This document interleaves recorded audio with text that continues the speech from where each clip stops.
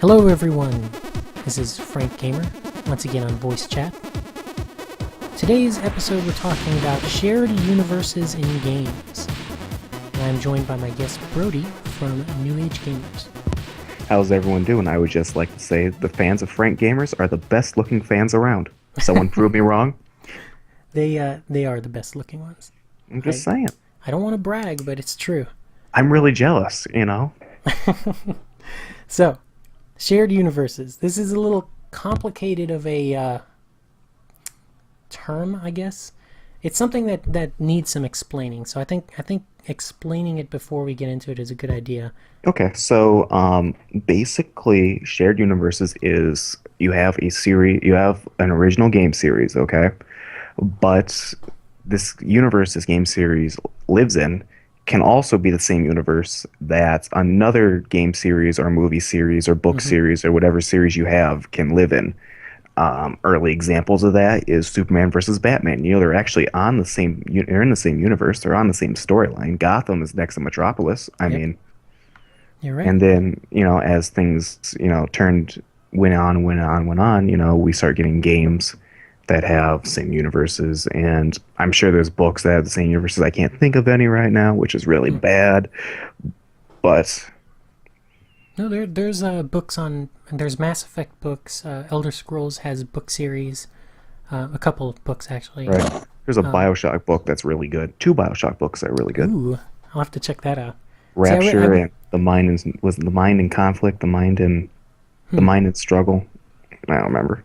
I don't know. I'll look it up though. That's pretty cool. There's several Deus Ex books.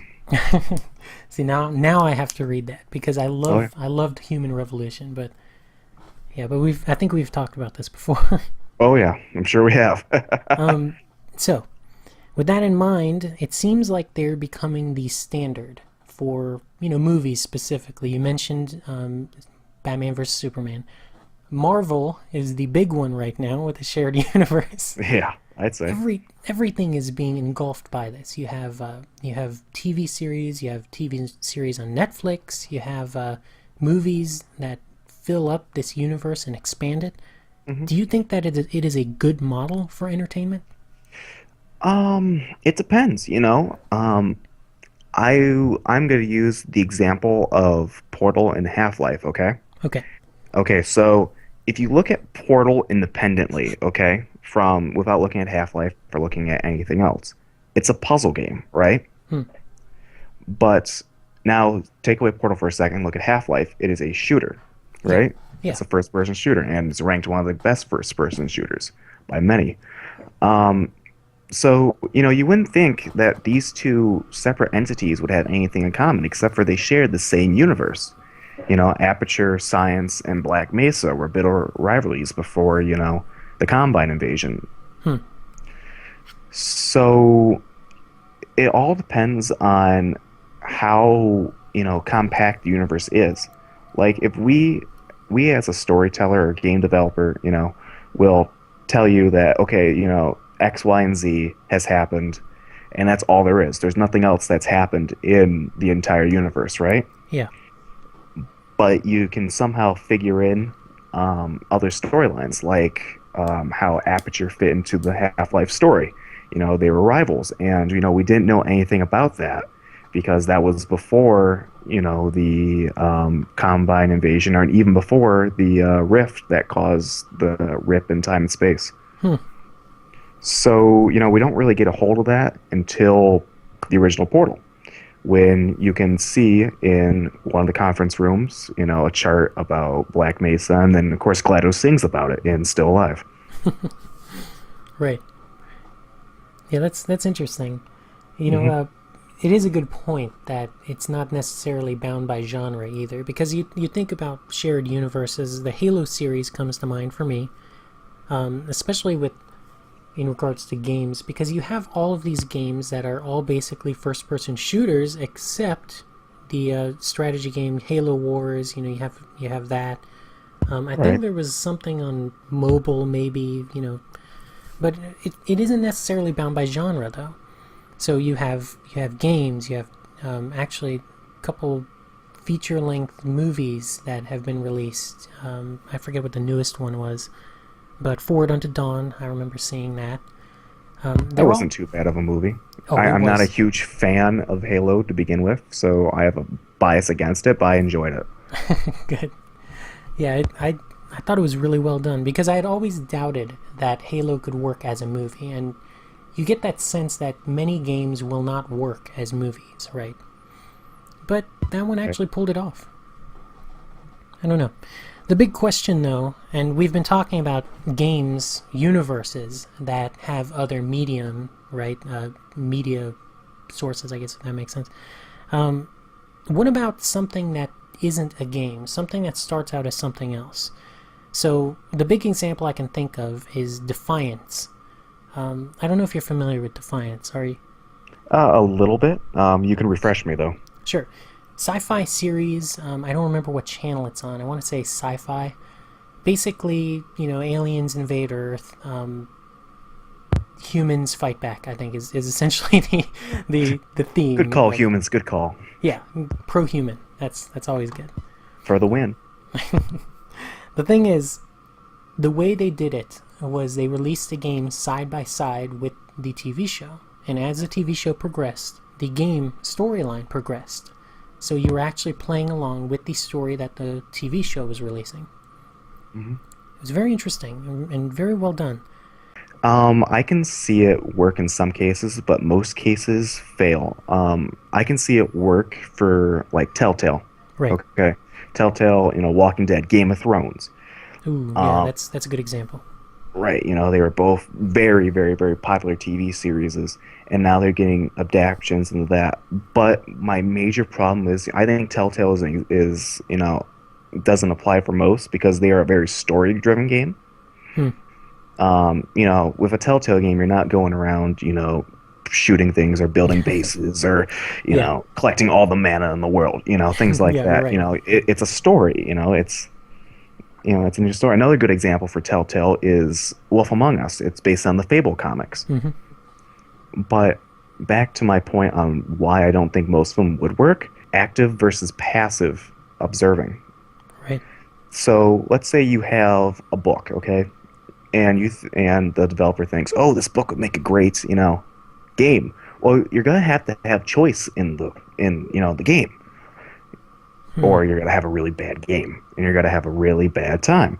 But so you need to have activeness, right? You need to feel the gamer needs to have an ability to connect to the characters and connect to the game, and not passively look down on things as a fixed point, like in a book or a movie or a TV series. A director forces you what you want to see in a TV show Right. or a movie, Right. and a writer does that in a book.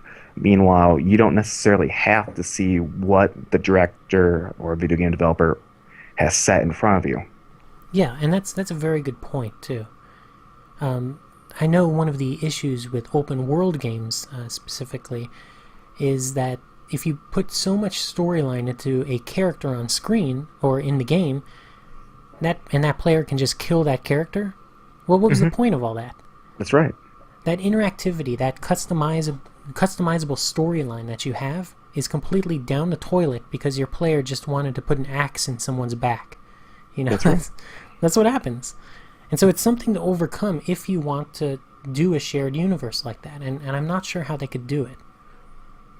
Yeah, I'm not sure either. I could see it just the opposite way, though. I could see you having a video game first and then writing a book on it or making a movie on it Yeah, because it's moving from active to passive instead of passive to active. right. Like we had mentioned before, there was several books in the Halo series. Hmm. There's two BioShock books. There's a Deus Ex book and a short story that's canon. And I know Deus Ex is making more because they've announced their big Deus Ex Universe project, and that includes the new Mankind Divided and all that. Good. So, but basically what that means is there will be books, there will be more games, and also a feature film. Hmm. So, moving from active to passive, I could see not passive to active. That's interesting. That's a really interesting observation, actually.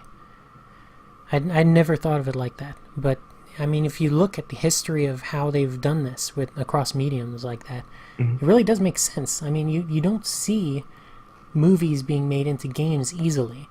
And Right. every time the movies turning into games, it generally sucks. I mean, it's just Oh horrible. man, that Rambo game, do you remember that? No, no. It was the one you weren't able to, it was a rail shooter. Oh, okay, okay. Oh, okay. It's just how terrible that was. Yeah, yeah, that was Oh pretty bad. man. I Yeah. know there was oh gosh, what was it? The Vin Diesel movie where he could see in the dark. Oh, Riddick? Riddick. Yeah, they did a couple Riddick games. They were actually pretty good. Other than that, I don't really think there are any movie-based games or licensed games that have actually been good. Yeah. It's hard. It's very But hard. then one could argue that there hasn't been very many games turned movies that have been very good. That's Um, true. so it's a double-edged sword. I mean, do I have to remind you of the Mario Brothers movie? I mean, how terrible that was. I Yeah. mean, what was going on? No one Um, knows.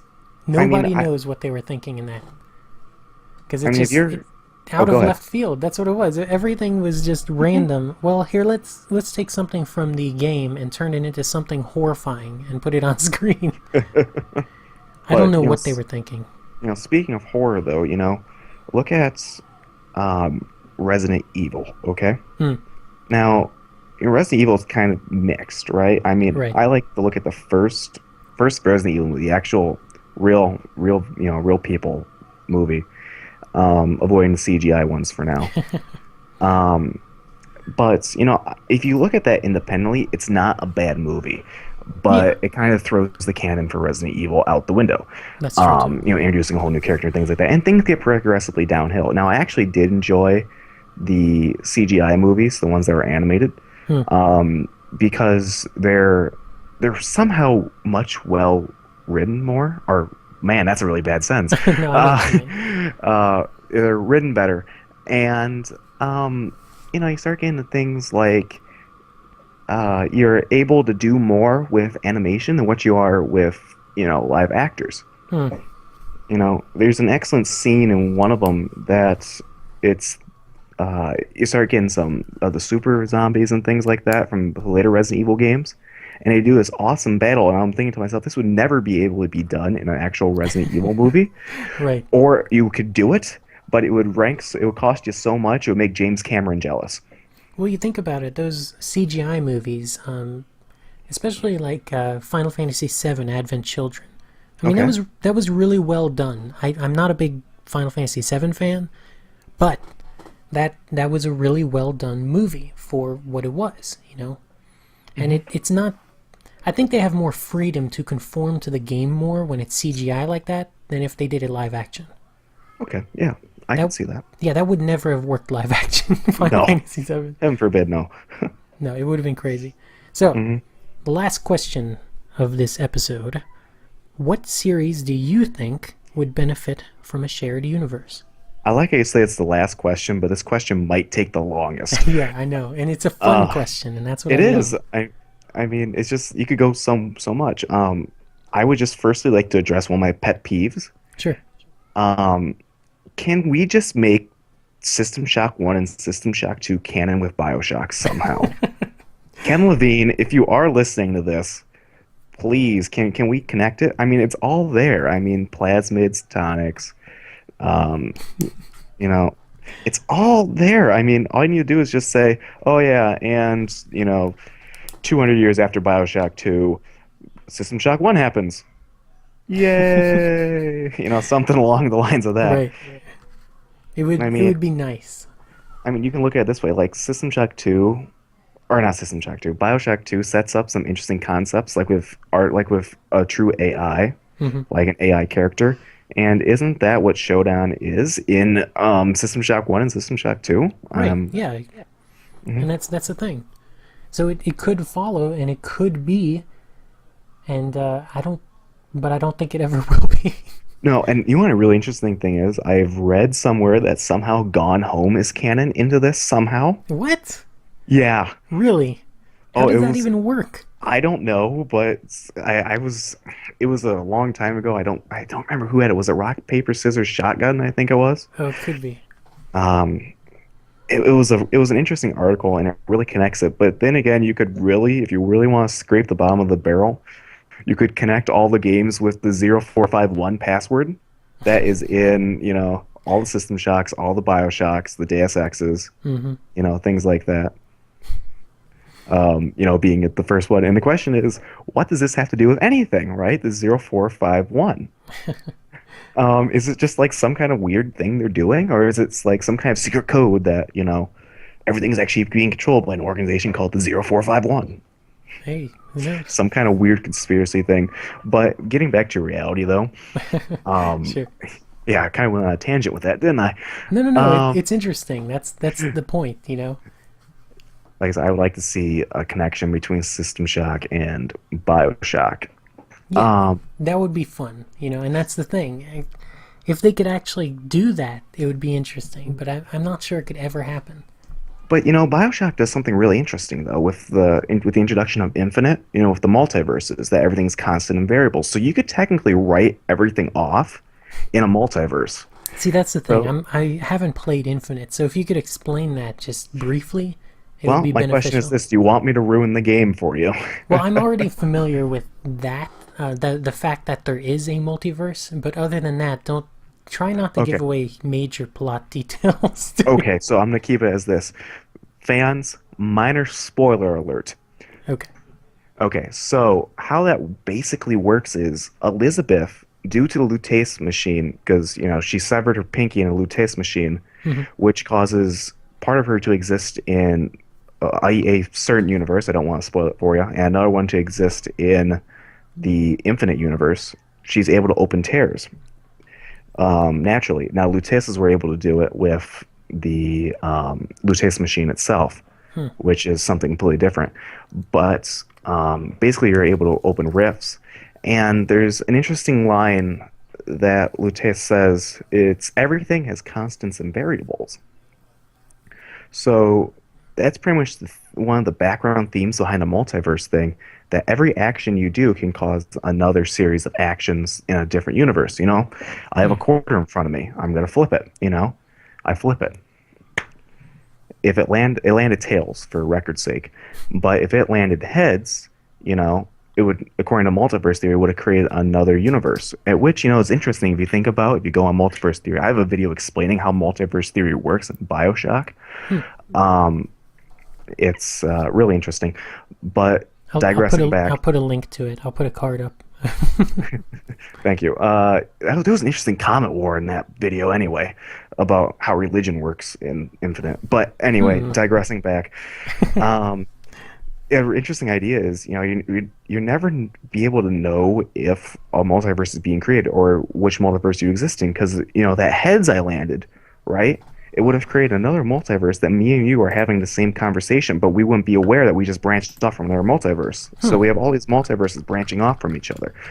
But getting back to Infinite, um, everything is constants and variables, and that's how they tie all of the original Bioshock stories together. Because in one universe you have Columbia, the great floating city, stands for American idealism, and it's a great American idea of how society should run, and America's number one, kind of the city on a hill idea. Right. Meanwhile, in the opposite end of that, you got Rapture, this city that lives on a strict laissez-faire, no gods, no masters, only man kind of system, which is the complete opposite of what Father Comstock stood for. You Hmm. know, Zero Punctuation did an interesting analogy of it, that the difference between Bioshock Infinite and Bioshock 1 and 2 is, instead of going down into Rapture, Jack went up instead. It's the same idea. Hmm. You can just switch out the skyline, switch out a few of the characters, like instead of Comstock, Ryan. You would have pretty much the exactly same story, minus the riffs with Elizabeth, because there isn't a character in the original two Well, Bioshock games that has that, even though they do introduce her in Barrel at Sea. well, wouldn't the difference between Infinite and, well, I should say Columbia and Rapture, be the difference between authority and liberty? Yeah, I mean, you can argue that. Why did Andrew Ryan, leave the United States in 45 and eventually builds a city in the late 40s? Because he's sick and tired of, the FDR reform policies, Hmm. which after FDR died in 45, continued with Truman, which is true in real history. Yeah.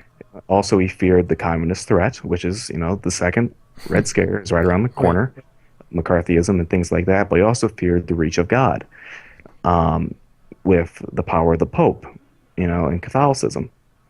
Hmm. So, getting back to the actual question, though, um, how BioShock Infinite made things work was because they were able to say, okay, the Rapture storyline is canon, but in another universe, the Infinite story is canon. Sort of like a So, Star Trek way of rebooting kind of thing. yes, yes, very much so. Hmm. See, that's interesting. I don't know. I don't know that I like that idea.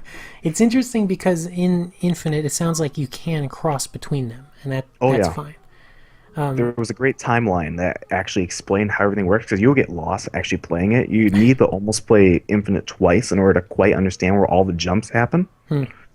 But it's very confusing. But if you pay attention and think about it, all the jumps make sense.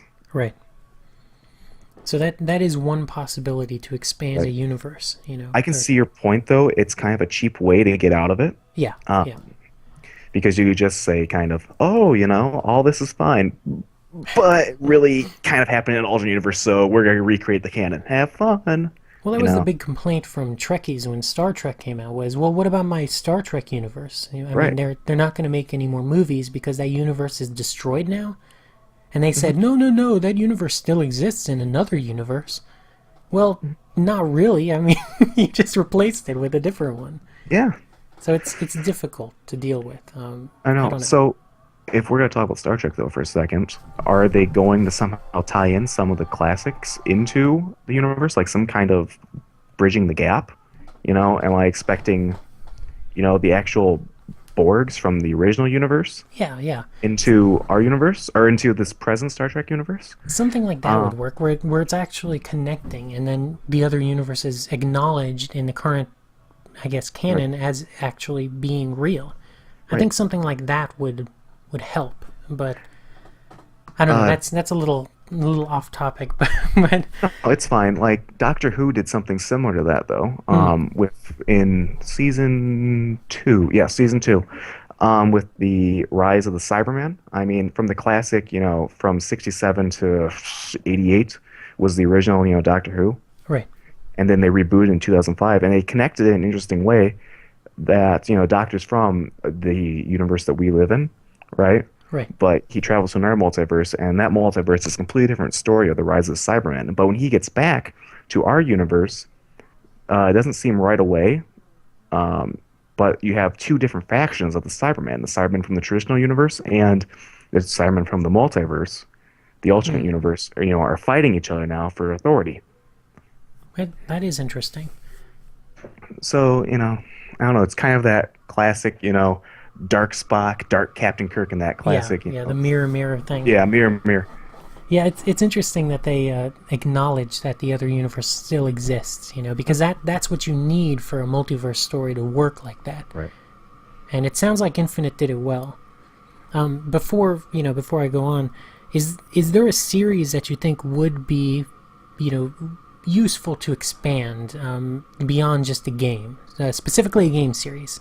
So, is there a Like, game series that should expand into movies, TV, books, anything like that? well, there's several, I think.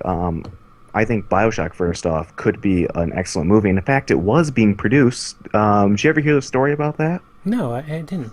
Oh, this is a great story. It just shows Ken Levine's artistic direction and how stubborn he can be at times, to say the least. Sorry, Ken Levine. You're a great. You're one of you're one of my idols of gaming. You're up there with Lord Gaben. But anyway, how that worked was, do you remember the movie Watchmen? Yes. Okay, so Watchmen was a hard R, okay? And the budget was pretty hefty, okay? Right. Right. And Watchmen didn't do well in the box office, right? Yeah, which It was was, surprising to me, but and part of that is, you had two different groups of people seeing it from two different perspectives. You had the people who were familiar with Watchmen that go, "Oh man, this is great," and the people who were didn't know anything about Watchmen, and they go, "Well, okay, this is fine, but why is there a blue man naked in front of me?" You know. So, what happens with the Ken Levine story is, the people who are producing the movie come up to Ken Levine and say, "Listen, we can do the hard R, but we're gonna need to cut back on the money because we're not willing to take this risk." Well, Ken Levine says, "Get out of my office." Hmm. So a little while later, they come back and go, "Okay, we'll give you, the millions and millions of dollars that we were gonna promise to give you, but we need to be a PG-13." Of And course. the problem with that is BioShock is not a PG-13 movie. No, it would never work as PG-13. Exactly. When you see the Big Daddy, come at you with the drill, you don't want it to pan away for a second and, just, oh, we implied the Big Daddy, drilled a hole in And then Splicer. the possibility of child murder. I mean, Oh, yeah. how do you deal with that? Exactly. So, Ken Levine decided to cancel the project, which, in his mind, I think that was an excellent choice Yes. because he stopped the game from coming off half-cocked. Yeah, So, that's a yeah. good point. Um, I don't know. It would never have worked as PG-13. no. First of all, that's almost like trying to make a PG-13 Deadpool movie, which Yeah, would never exactly. have worked. Exactly. So I'm not sure. I'm not sure what the big push is for PG-13 from these companies, but they need to quit because So, it's so my ruining the next, creativity of these projects, I think. yeah. So, the next thing is about Irrational Games is, there will probably never be a BioShock movie because Irrational Games is gone. Hmm, that's a good point. So, maybe it's better that way because we wouldn't have to deal with, the censor, as Andrew Ryan would say. Um, but yeah, it's an interesting thought. Other games though, I could see being movies is well, Deus Ex is being made into a movie as we Right. speak, and that is going to be beautiful if they do the artistic direction right. Yes. Okay, and it's got to be a hard R again Yeah, because I'm reminded of right, something like Blade Runner. That seems yes. to be the type of direction it needs, and I'm Now not sure if if they'll be able to do it, but they need that. See, I see it a little differently. I see they're doing a Human Revolution movie, okay? Hmm. They're not doing the original Deus Ex. And the Yeah. original Deus Ex is very Blade Runner-esque, It's that dark palette scheme in Yeah. colors, right? Human Revolution is very light, with all the gold and Hmm. things like that, which I'm really interested in see the artistic movement behind Mankind Divided. And you saw it a little bit in the fall, the not so great Deus Ex game. It would have been a great game if they would have got the port right. Right. But the problem with that was, well, the port was a problem with it. But moving on with the artistic direction was, you start seeing that those gold kind of fade to that dark blues, blacks, dark purples, Hmm. that made up the original series. So the artistic direction is key for the Deus Ex movie. Yeah, I would agree. I think it's something that can be done really well, and it lends itself to that kind of creativity. I think. For me, specifically, I think StarCraft needs to expand. Okay. I know they were going to do StarCraft Ghost, which would have been, an action game. I don't think it was first person. I think it was third person. It didn't get off the ground, stalled for years, ended up being canceled. But StarCraft is a universe that's very well developed that can exist in other media, and I believe there are books out for StarCraft, but there hasn't been anything like a TV show or a movie, and I think it does lend itself to that kind of a project. I could see it. Okay. I could see it So working. my next thing is if you're gonna do a TV show or a movie based on a video game, I guess the point is where do you start, especially with a TV show? Hmm. You can start from the game, but then again you have to follow the script exactly the way the game portrayed it. Right, right, and You can't that take any seems to be artistic liberties. yeah, and that seems to be some of the issues with these adaptations. So Mhm. the way Halo got around it was they didn't follow the Halo games. They went ahead with Forward Unto Dawn and just followed random people. I think the same thing with the second one that they just released. It doesn't follow Master Chief. It follows some other person in the same universe, and he's just sort of there. You know. Yeah, I could see that. It's not all about Master Chief. It could be Right. about, Soldier, XYZ. Yeah, and it worked. It worked really well. Right. For StarCraft, I could see it working. The universe is interesting enough. Another universe I was thinking about was Mass Effect. I know there's been some books on Mass Effect, some novels. I think they were interested in doing a movie. I'm not sure if it's actually getting off the ground. But I think Mass Effect is a pretty detailed universe itself. So it Oh, yeah. does, yeah, it does lend itself to being made into a movie, and I think they were interested in that at one point. I've seen your great videos on Mass Effect. I love them. Oh, dude, I love Mass Effect so much. So, yeah, that goes without saying that I love Mass Effect. Not 3 as much.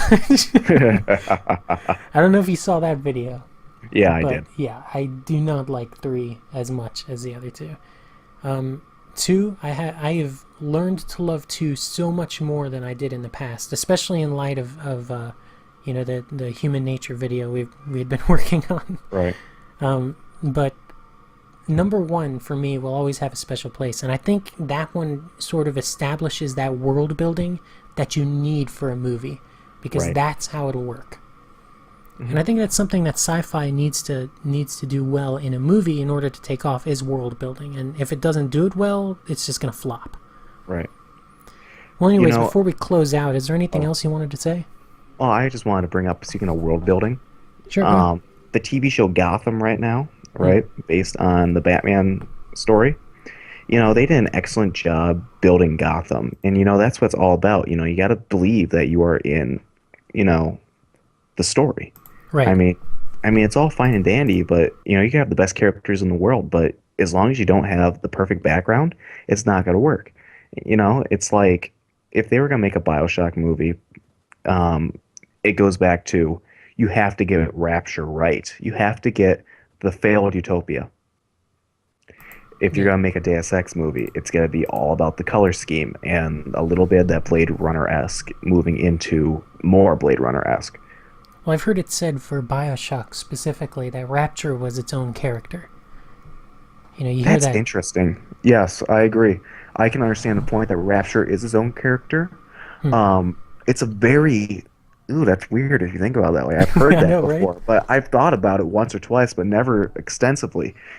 And I guess the question is, what is the characteristics of Rapture? Right. Is it just Andrew Ryan? I mean, that's it gets pretty detailed if you start to hash it out. Yeah. Oh man, that could be an episode and a half. Oh, seriously. Yeah, it's interesting because I don't know. Because is it just his ideals? Is it just the way he is, or is it the collective? Is it its own Right. thing separate from them? I don't know. Well, it's interesting because as Raptures went on from the construction into the Civil War and post-Civil War, Right. the ideas have changed. I mean, you can look at okay, spoiler alert if you haven't played BioShock, but at this point, if you haven't played BioShock, it was released in 2007. Get on it. Seriously. It's well worth your money. But you can look at it from, the stuff before the Civil War was Andrew Ryan's great ideals, right? Right. His laissez-faire, his, we're not going to fear the censor. We're going to, create our own government for the people that is based on the self, not what the masses want.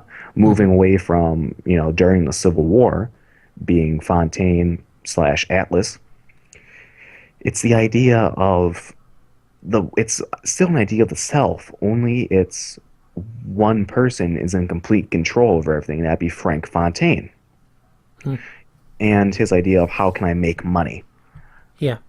And Sort of then a lastly, corruption of Ryan's initial ideals. right, and then if you want to go on corruption, you can look at post-Rapture Civil War, right? Right, I always right. argue the Rapture Civil War ends when Atlas is killed, okay? Some people who study Bioshock like to end it before that. They like to end it with the idea of before Jack comes down, the war ends, because there isn't any armies moving anymore. You don't get the masses, shooting each other. There isn't scattered fronts. And the argument behind that was because of Suchan's pheromones in the air that Ryan's able to control what people think. Right. Right. But the idea behind Sophia Lamb, her idea of some really it can almost be figured out as some kind of socialist kind of ideal. It's all about the Yeah, collective again. using some kind of psychology or something. I'm not sure. It was very bizarre to me. Yeah, that could be studied itself because her form of government it's socialist, but it hasn't, it doesn't really dive into it. Hmm.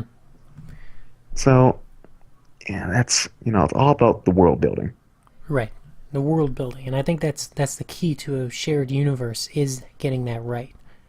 It's easy with like a if you set something in the same city like New York City for Marvel, it's easy to do the shared universe because then you just refer to the previous events and you put Right. them in New York. Hey, it's same universe.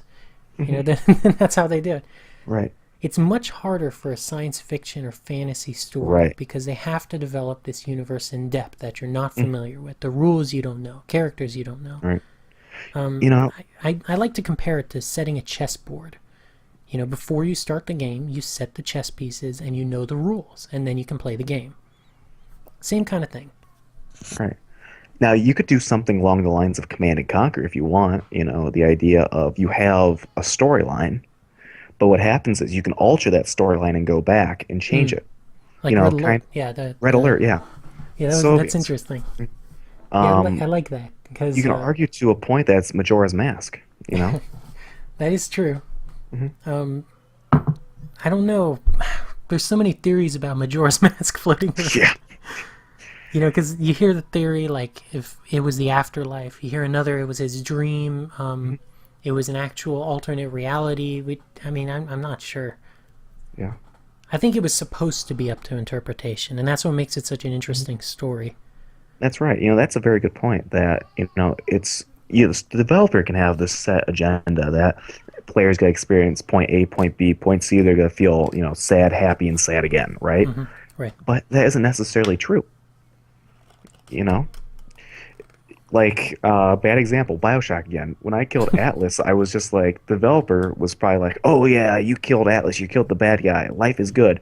It's that moment of, that was it. Hmm. I like to argue that the last two chapters of BioShock, the Atlas battle and the training grounds, is probably the biggest thorn in BioShock One. Yeah, I could see that.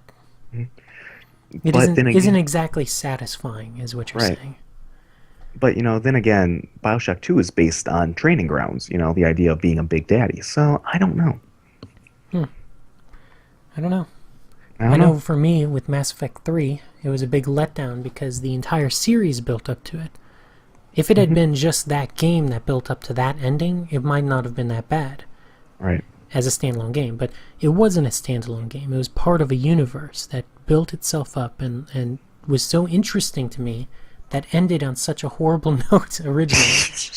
So Yeah. without getting into that too much, I think that's a big indicator of when you've probably failed your players is when they come away hating you for making this game. So I don't know. Don't worry, we can write off in a multiverse. Yeah, they could totally do that too. They could. In sci-fi, they can get away with multiverse very easily. Ken Levine's preying on it right now. So, anyways, I guess we'll go ahead and end it there. This was Voice Chat. I'm Frank Gamer. Thank you to my guest Brody from New Age Gamers, Thanks for having me. of course, and thank you all for watching. Make sure you check out New Age Gamers. I'll put a link in the description. They have some great stuff, so definitely check them out. All right, thanks for watching, everyone.